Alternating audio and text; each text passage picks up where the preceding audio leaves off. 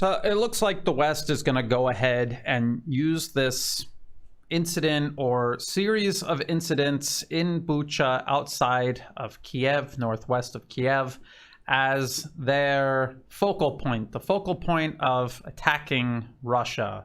They're claiming there was a massacre, Russia killed all of these people, hundreds of people, and then they just left them there for the whole world to see, so they could incriminate themselves as war criminals, essentially. And nothing about the story adds up.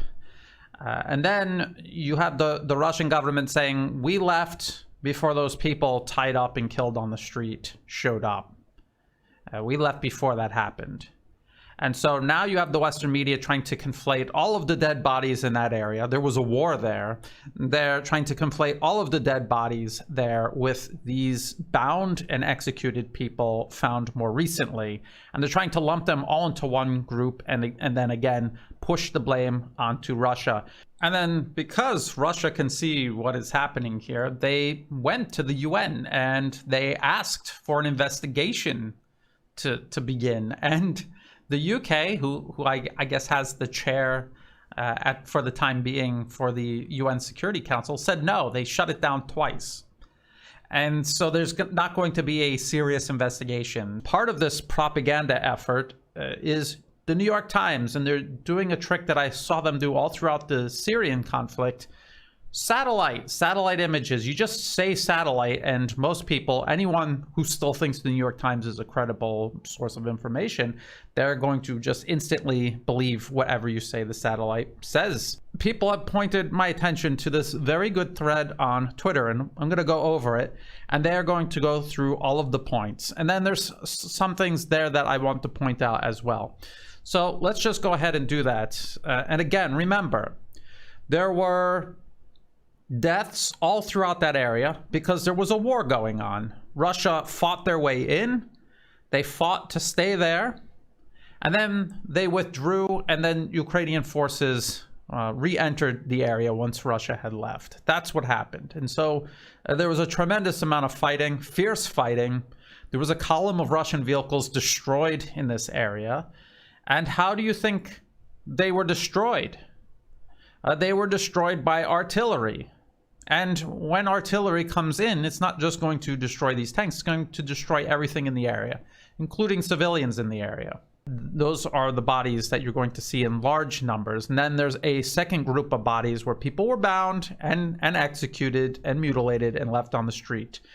And a lot of these people are seen wearing white armbands, which are being worn by Russian forces and people identified as friendly in that area. And so I guarantee you what happened is that the Ukrainians went in there. You had these hardliners, the first to charge in there, and they were sweeping the area for collaborators. And that's what they did. They killed these people. And then they lumped them in with everyone else and said Russia killed all of them. So let's go over the thread here. It's antiwar_soldier. That is their Twitter account. And it says a thread on Bucha incident, particularly events on Yablonska Street, presented by Ukrainian as a deliberate massacre of civilians. And here are some of the images. They're talking about this New York Times article where they show these satellite images that show what appear to be dead bodies on the street at a time when Russia held the area. And what the New York Times is trying to suggest is that Russia killed all those people and they just left them there. And they were there all month. And Russia is lying when they said there were none of these bound and executed people when they left the area. These people in these images, first of all, you're looking at a satellite picture from outer space. You cannot tell what killed these people from outer space. All you could see is there might be a body there. What you can also tell is there's significant damage all around the area from artillery strikes, and we're going to get into that. It says, using Maxar satellite images, the precise date on which killing took place were found. March 11 for the incident with highest number of victims, and March 20th for the second incident on the same street.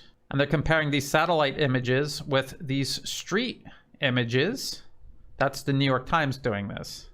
During this time, the area, according to public sources, was firmly under Russian control. This is also supported by the fact that some civilian victims were wearing white sleeve bands, which they wear in Russian-controlled areas, right there. Here are satellite images from Maxar showing that mortar impacts and other damage from shelling came at the same time.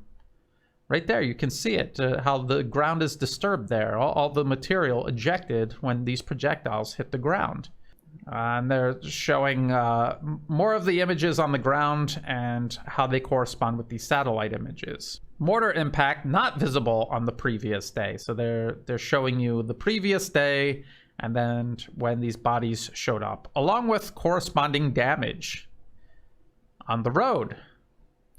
Another picture where impacts from shelling can clearly be seen. So it's right there, and I'm not going to zoom in on the pictures because they're graphic. If you want to look at this, the link will be in the video description below.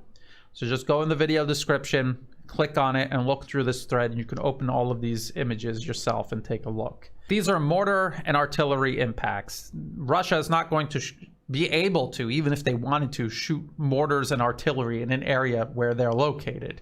That is something that your opponent would be doing to the area where you're located. So this would be Ukrainian incoming fire, targeting Russians, I don't think targeting civilians, targeting Russians, but also killing civilians. That is what's going on here. It was a war. There was a war going on. They talk about this blogger who said they didn't see any executions or torture. The New York Times provides no evidence of torture or executions, except for these more recent bodies.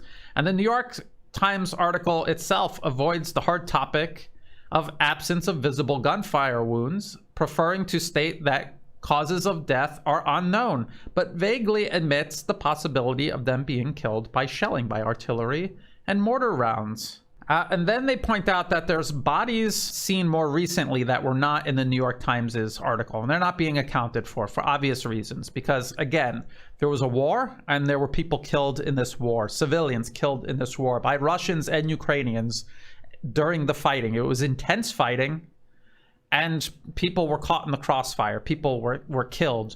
Ukraine accidentally killed civilians while fighting the Russians, and the Russians accidentally killed civilians while fighting back against the Ukrainians. But then there are these additional bodies that have showed up more recently that the Western media is trying to pretend don't exist. These are people who would have been killed after Russia left, which means the Ukrainians swept the area and they were executing collaborators, which they have been doing all of this time, all throughout this war. They have been carrying out war crimes. They've been executing, torturing, mutilating prisoners of war, and they have been abusing their own population in cities all across Ukraine. There are pictures every day coming out of police and soldiers brutalizing civilians, taping them to trees and to lamp posts, torturing them and leaving them there. And then so why do you think that these same people who are committing all of these crimes, all of these human rights abuses, wouldn't go into an area, see these people as collaborators who were taking food and other supplies from the Russians and not working with them, but not working against them? Why wouldn't they see them as collaborators and want to kill them?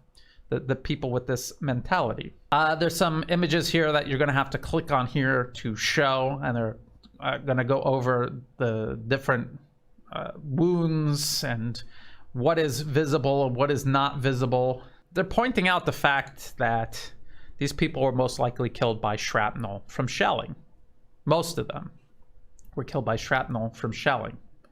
These bodies that were strewn about throughout this area over the course of a month. They don't want to show the satellite image of the fallen lamppost, and that's because again, there was serious artillery fire hitting this area and destroying everything. And then if you show that, if you address that, then that raises the possibility that Ukraine killed at least some of these people.